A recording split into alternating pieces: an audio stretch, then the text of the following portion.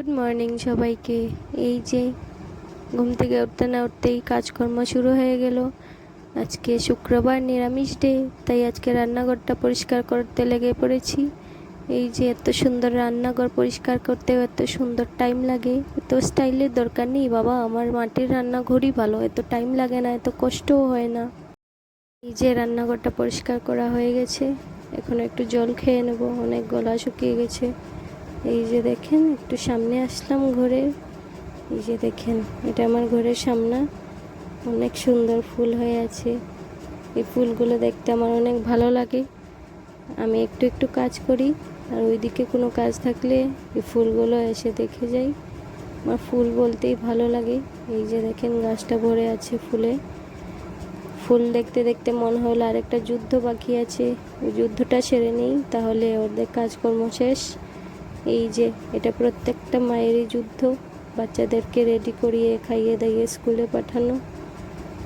ওদেরকে স্কুলে না পাঠানো অবধি কোনো কাজকর্মে হাত দেওয়া যাবে না, ওদের সঙ্গে সঙ্গেই থাকতে হয়। এই যে আমি ওকে রেডি করিয়ে দিলাম, ওকে রেডি করতেই আধ ঘন্টা লাগে। এই যে দেখেন, একবার ওইদিকে চলে যায়, একবার ওইদিকে চলে যায়, টেনে টেনে নিয়ে এসে আবার রেডি করিয়ে দিই। এই যে দেখেন, মোটামুটি রেডি হয়ে গেছে। ক্রিম দিয়ে দিলাম একটু। এখন ওকে পাঠিয়ে স্কুলে পাঠিয়ে তারপরে সকালের রান্নাবান্নাতে হাত দেব, না হলে অনেক দেরি হয়ে যাবে সকালের খাওয়া দাওয়া করতে করতে। তার মধ্যে আবার শুক্রবার, পরিষ্কার করেছি সব কিছু। এখন স্নান টান সেরে তারপরে রান্নাঘরে ঢুকবো। মোটামুটি সব কিছু রেডি। এই যে এখন ওকে স্কুলে পাঠিয়ে দেব। এই যে গুটি গুটি পায়ে চলে যাচ্ছে পাপার সঙ্গে স্কুলে।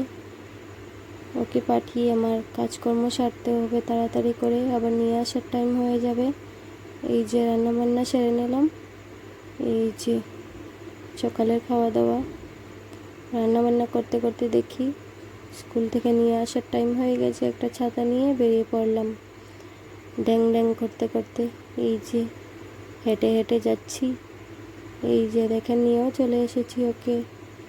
ড্রেসটা দেখলেই বুঝতে পারবেন স্কুলে গিয়ে কি করে।